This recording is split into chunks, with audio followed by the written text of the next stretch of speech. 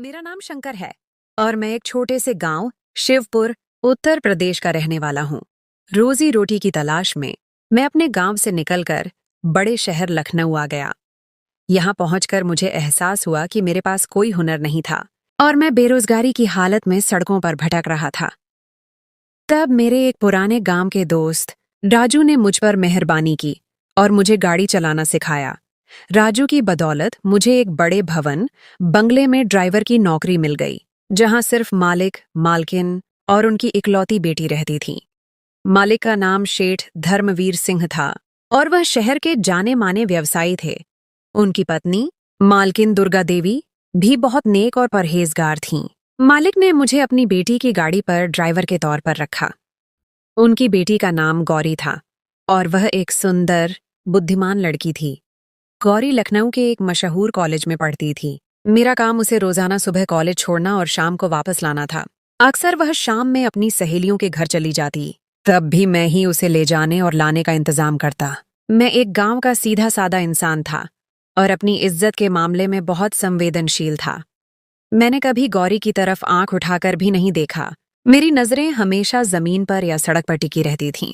गौरी मुझसे रास्ते में अक्सर बातें करती और अपनी जिंदगी के किस्से सुनाती, अपनी सहेलियों के किस्से सुनाती और कभी कभी तो अपने भविष्य के सपने भी बताती। मैं सिर्फ सिर हिलाकर जवाब देता या कभी बहुत जरूरी हो तो एक दो शब्दों में बात खत्म कर देता। वह पढ़ाई में बहुत तेज थी और हमेशा अपनी क्लास में प्रथम आती थी। गौरी एक ऐसे घर में पैदा हुई थी जहां उसे हर चीज आसानी से मिल जाती थी। जब उसने नई गाड़ी की फरमाइश की तो उसके पिता ने फौरन उसे एक नई चमकती हुई मर्सिडीज खरीद दी।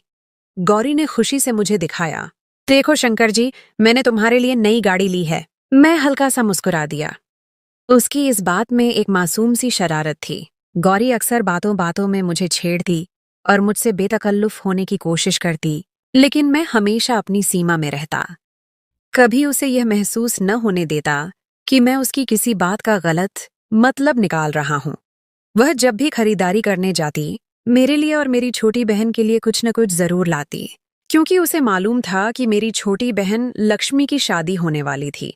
वह एक बार मेरी बहन के लिए एक खूबसूरत सा लहंगा लेकर आई और बोली, शंकर जी, यह लक्ष्मी के लिए है, कहना गौरी दीदी ने दिया है। मैं उसके व्यवहार और आदतों से बहुत प्रभावित था, लेकिन मुझे क्या खबर थी कि यही गौरी एक दिन मेरे चरित्र को दागदार कर देगी। एक अप्रत्याशित मोड़ और अनिश्चित परिस्थितियां। गौरी की कम उम्र में ही शादी तय हो गई थी और वह जल्द ही अपनी मौसी के बेटे से ब्याही जाने वाली थी। उसके होने वाले पति का नाम राजेश था। वह अक्सर गाड़ी में फोन पर अपनी सहेलियों से राजेश के बारे में बातें करती, कभी उसकी खूबियां गिनाती तो कभी उसकी शरारतें सुनाती।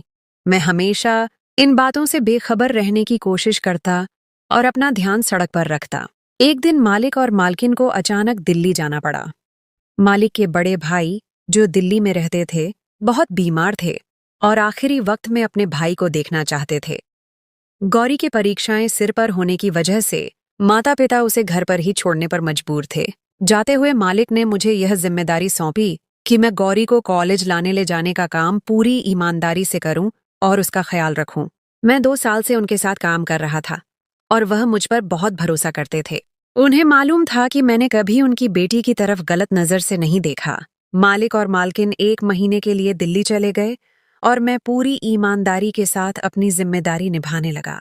मेरी छोटी बहन लक्ष्मी की शादी करीब थी और मुझे पैसों की सख्त जरूरत थी। मैं गौरी को कॉलेज छोड़कर करीबी मैकेनिक की दुकान पर चला जाता और वहां बैठकर काम सीखता, ताकि खाली समय में कुछ अतिरिक्त कमा सकूं। मेरी छुट्टी रात 8 बजे हो जाती थी और मैं चाहता था कि उसके बाद मैकेनिक की दुकान पर बैठकर और काम करूं, ताकि जल्द से जल्द अपनी बहन की शादी के लिए पैसे जमा कर सकूं। जब मालिक घर पर नहीं होते थे तो मुझे जल्द छुट्टी मिल जाती, क्योंकि गौरी ज्यादातर घर में ही रहती थी। देखते ही देखते 1 महीना गुजर गया। मालिक के बड़े भाई जिंदगी की बाजी हार गए। उसी रात गौरी का मुझे फोन आया। उसने कहा कि उसकी तबीयत ठीक नहीं है और मुझे फौरन उसके पास आना चाहिए, शायद डॉक्टर के पास जाना पड़े। गौरी की बात सुनकर मैं परेशान हो गया। रात के इस पहर बंगले के अंदर जाना उचित नहीं था, लेकिन बीमारी की हालत में, खासकर ताऊ जी की मौत के गम में, मैं गौरी को अकेला नहीं छोड़ सकता था। मैंने अपने दिल पर पत्थर रखकर बंगले के अंदर कदम रखा। मैं पूरी रात उसके साथ रहा और उसका ख्याल रखता रहा। वह तेज बुखार में तप रही थी और आधी बेहोशी की हालत में थी। मैं सुबह तक उसके पास बैठा रहा। जब उसकी हालत कुछ बेहतर हुई तो मैं वापस अपने क्वार्टर में चला आया। उस रात मैंने गौरी को एक भगवान कृष्ण की मूर्ति दी थी, जो मेरे पास हमेशा रहती थी, और कहा था कि इसको अपने पास रखना, ये तुम्हारी रक्षा करेगी और तुम्हें सुकून देगी।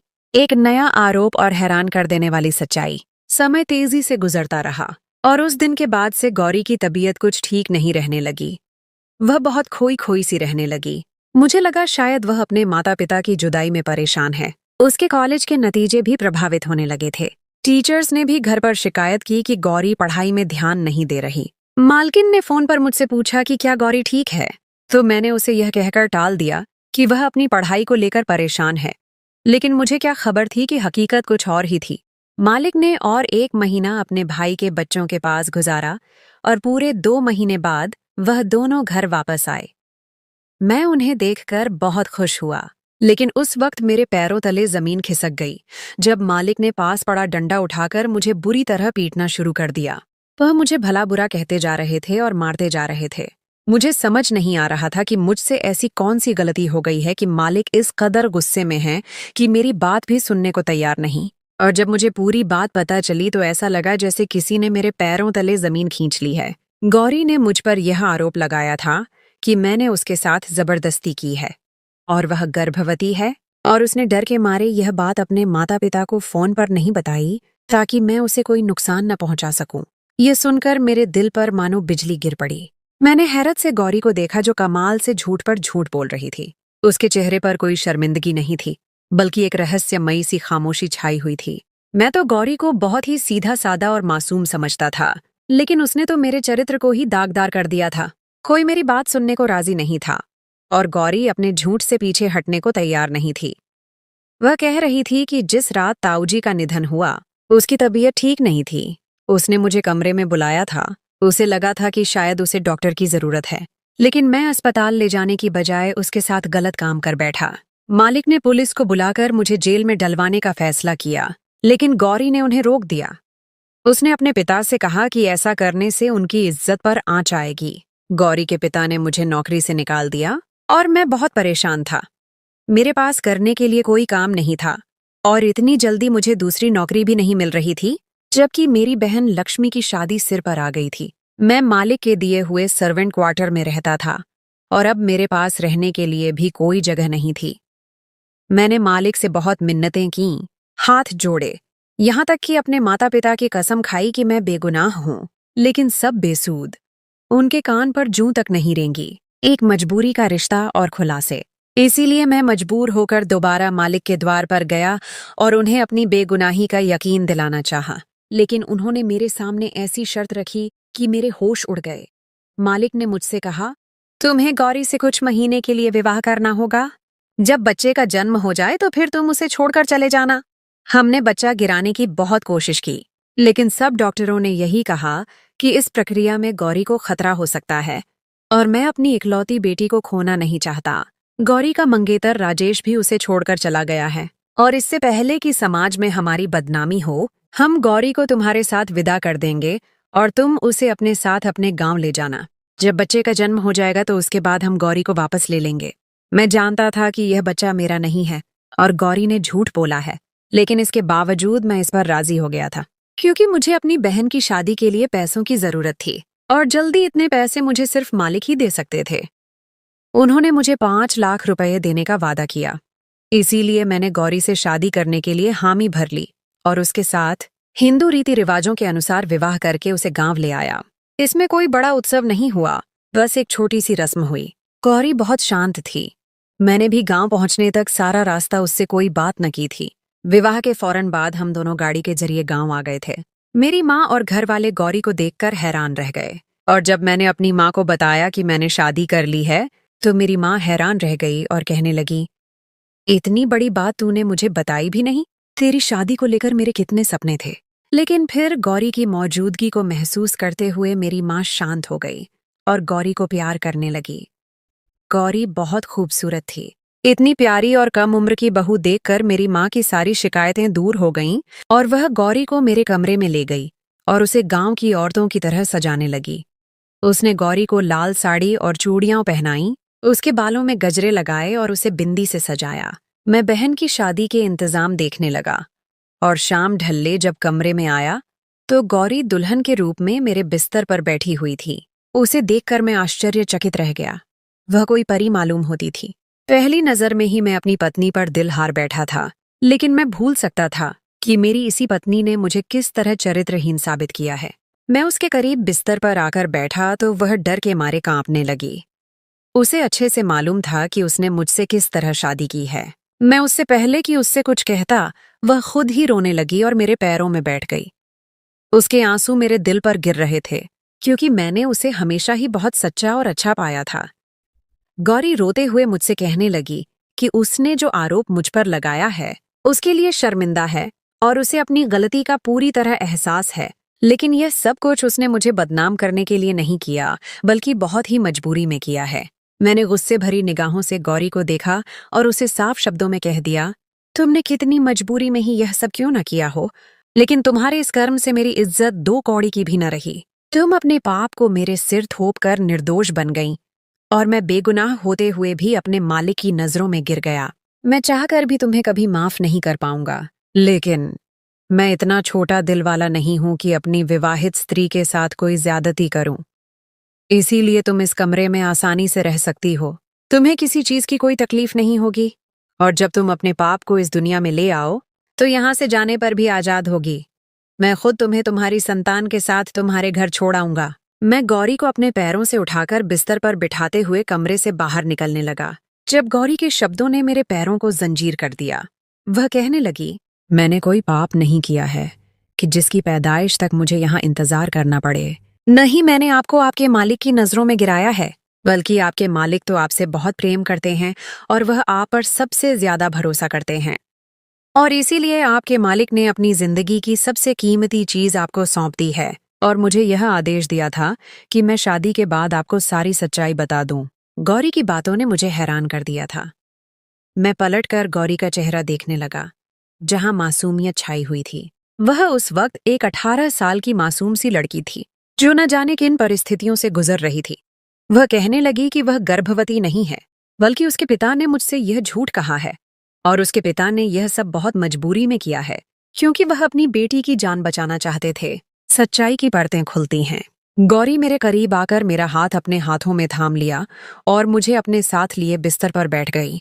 गौरी बहुत धीमे लहजे में मुझे अपनी सच्चाई बता रही थी और मैं गुमसुम सा उसकी बात सुन रहा था।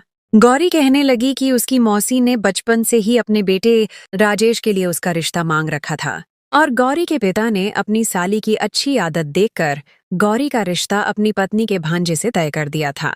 हिंदू धर्म में ऐसे रिश्ते बहुत आम हैं और इसमें कोई बुराई भी नहीं है, लेकिन समय गुजरने के साथ साथ गौरी के पिता को अपनी गलती का एहसास हुआ, क्योंकि गौरी का मंगेतर राजेश माता पिता का इकलौता बेटा होने की वजह से बहुत ही ज्यादा बिगड़ चुका था। उसके पास न ही पैसे की कमी थी और न ही कोई रोक टोक करने वाला था। राजेश की माँ कभी भी अपने बेटे को गलत बात पर न टोकती, और जैसे जैसे राजेश उम्र की सीढ़ियां तय करता जा रहा था, वह और भी अविनीत होता जा रहा था। वह शराब पीता था और जुआ खेलता था और अक्सर देर रात घर आता। गौरी बताने लगी कि जिन दिनों उसके माता पिता दिल्ली गए हुए थे, राजेश ने कई बार उसके साथ बदतमीजी करने की कोशिश की और एक बार तो वह बहुत गुस्से में घर आया और गौरी पर हिंसा करना चाहा, लेकिन उसने खुद को कमरे में बंद करके बचा लिया। वह कॉलेज से भी गायब रहने लगा और लड़कियों को परेशान करता था। और जिस रात उसके ताऊजी का निधन हुआ, उससे एक शाम पहले भी राजेश ने अपने दोस्तों के साथ मिलकर गौरी को परेशान करने की कोशिश की और बंगले के अंदर घुसने की कोशिश की, जिससे वह बहुत भयभीत हो गई और इसी से वह बुखार में ग्रस्त हो गई। उसे समझ नहीं आ रहा था कि वह अपने बचाव के लिए क्या करे, क्योंकि उसे डर था कि राजेश उसके अकेलेपन का फायदा उठाकर दोबारा घर में दाखिल हो सकता है। इसीलिए उसने सारी रात मुझे अपने कमरे में बिठाए रखा। वह राजेश से कहीं ज्यादा मेरे चरित्र पर भरोसा करती थी। उसे याद था कि मैंने उसे कृष्ण जी की मूर्ति दी थी। अपने माता पिता के वापस आते ही उसने एक एक बात अपने पिता को बताई गौरी के पिता ने राजेश की माँ से बात की कि वह अपने बेटे को समझाए कि जब शादी करनी है तो इस तरह की हरकतें करने की क्या जरूरत है। लेकिन राजेश की माँ ने यह कहकर बात खत्म कर दी कि राजेश जवान खून है और जज्बातों में आकर जोश मारता है। बच्चे हैं, थोड़ी बहुत गलतियां तो करते हैं। गौरी क्यों इतने पुराने ख्यालों की मालिक है कि अपने मंगेतर के साथ कुछ वक्त भी नहीं बिता सकती। राजेश की माँ का रवैया और भी परेशान करने वाला था। गौरी कहने लगी कि जब पिताजी को एहसास हुआ कि उन्होंने कितना बड़ा गलत फैसला लिया है, क्योंकि राजेश के इतने ज्यादा बिगड़ने के पीछे कोई और नहीं बल्कि उसकी अपनी माँ है, तो वह शादी के बाद भी ऐसी ही हरकतें कर सकता है। मेरे पिताजी ने जैसे ही राजेश के साथ मेरा रिश्ता खत्म करने की बात की तो राजेश धमकी देने लगा। उसने साफ साफ शब्दों में कहा कि वह गौरी को किसी सूरत नहीं बख्शेगा, उसकी जिंदगी बर्बाद कर देगा। उसने यहाँ तक कहा कि वह उसके कॉलेज के सामने हंगामा खड़ा कर देगा और उसे बदनाम करेगा। पिताजी मुझे लेकर बहुत ज्यादा परेशान थे। तब उन्हें लिविंग रूम के शीशे के पार तुम गाड़ी साफ करते दिखाई दिए। मैंने पिताजी को यह भी बताया था कि ताऊजी के निधन वाली रात तुमने सारी रात बैठकर मेरी रक्षा की थी। पिताजी को अंदाजा हो गया था कि तुम एक पक्के चरित्र के मालिक हो, एक ईमानदार इंसान हो। इसलिए पिताजी ने यह फैसला किया कि वह तुमसे मेरी शादी करवा दें और राजेश से फौरी तौर पर छुटकारा हासिल कर लें। लेकिन राजेश यह शादी इतनी आसानी से नहीं होने दे सकता था। इसीलिए पिताजी ने मौसी को यही बात बताई कि तुमने मेरी इज्जत पर हमला किया है और मैं गर्भवती हूँ। मौसी ने खुद ही यह रिश्ता तोड़ दिया क्योंकि वह इज्जतदार लोग ऐसी लड़की को बहू नहीं बना सकते थे। पिताजी तुम्हें पहले ही दिन सारी हकीकत बता देना चाहते थे, लेकिन पिताजी को डर था कि अगर तुमने शादी से इनकार कर दिया तो वह क्या करेंगे। राजेश से बचने का कोई और रास्ता नजर नहीं आ रहा था। इसीलिए पिताजी ने जानबूझकर तुम्हें देखते ही मारना शुरू किया और तुम पर गलत आरोप लगाया और तुम्हें नौकरी से निकाल दिया, क्योंकि पिताजी जानते थे कि तुम्हें पैसों की बहुत जरूरत है। पिताजी को यकीन था कि तुम खुद ही पलटकर वापस आओगे तो वह शादी की शर्त रख देंगे। पिताजी का प्लान कामयाब हो गया था और जब तुम्हें शहर में कोई ठिकाना न मिला तो तुम खुद पिताजी के दर पर चले आए और पिताजी ने शादी की बात रखकर अपना मसला हल कर लिया। पिताजी ने मुझे विदा करके इसीलिए तुम्हारे साथ गांव भेज दिया ताकि उनका बेटा राजेश हमें कोई नुकसान न पहुंचा सके। पिताजी जानते थे कि तुम एक बड़े दिल के मालिक हो और सारी सच्चाई जानने के बाद तुम मुझे स्वीकार कर लोगे। पिताजी को तुम्हारी सही परख थी और पिताजी पहले ही दिन से यह कहते थे कि तुम बिल्कुल भी लालची आदमी नहीं हो बल्कि एक पक्के चरित्र के नेक इंसान हो। तुम चाहो तो मैं यह बात साबित कर सकती हूँ कि मैं गर्भवती नहीं हूँ और न ही किसी नामहर्म ने मुझे कभी हाथ लगाया है। बहुत मजबूरी में पिताजी ने मुझे तुम्हारे विवाह में दे दिया है और मैंने अपने पूरे दिल से तुमसे विवाह किया है क्योंकि मैं खुद भी तुम्हारी अच्छाई की गवाह हूँ। हो सके तो मुझे और मेरे पिता को बस एक झूठ के लिए माफ कर दो। गौरी की आंखों से आंसू टपक रहे थे और मुझे उन आंसुओं में एक बाप बेटी की बेबसी दिखाई दे रही थी। मैंने गौरी को फौरन कहा, तुम बहुत ही प्यारी लड़की हो जिसे शायद भगवान ने इस तरह मेरे नसीब में लिखा था। मैंने उसके आंसू पोंछे और उसे गले लगा लिया। उस लम्हे मुझे महसूस हुआ कि मेरा रिश्ता उससे सिर्फ एक कागज का नहीं बल्कि आत्मा का है, खुशियों का आरंभ और एक नया अध्याय। मेरी माँ ने बहन की शादी की रस्मों के साथ साथ मेरी भी शादी की रस्में शुरू कर दीं। पूरा गांव खुशी से झूम उठा। मैं हर दिन अपनी पत्नी को गांव के रीति रिवाजों के हिसाब से सजता संवरता देखकर निहाल हो रहा था। गौरी भी गांव की सादी जिंदगी से बहुत जल्द घुल मिल गई और सबसे मिलजुल कर रहने लगी। उसे गांव की औरतों ने कढ़ाई का काम सिखाया और वह भी हाथ से बनी चीजें बनाने लगी। गौरी ने अपने पिता को फोन करके बताया था कि यहाँ हमारी शादी की रस्में हो रही हैं, तो उसके माता पिता भी खामोशी से मेरे गांव चले आए थे और वह भी हमारी शादी में शरीक हो रहे थे। मेरे मालिक ने आते ही हाथ जोड़कर मुझसे अपने की माफी मांगी थी, लेकिन मैं तो उन्हें पहले ही माफ कर चुका था।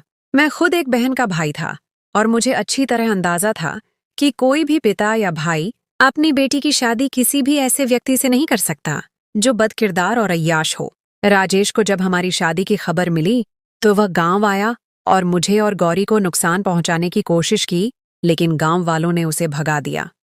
बाद में मालिक ने पुलिस में शिकायत की और राजेश को गिरफ्तार करवा दिया। इस तरह गौरी और मैं हमेशा के लिए सुरक्षित हो गए और हमारी मोहब्बत और भी गहरी होती गई। एक महत्वपूर्ण सबक और जीवन का संदेश। एक बात जो मुझे अच्छी तरह समझ आ गई थी कि अपने बच्चों की किस्मत के फैसले उनके बचपन में नहीं करने चाहिए क्योंकि बड़े होकर वह न जाने कौन सा रास्ता अपनाए। उनके दिल में किसी और की मोहब्बत घर कर जाए।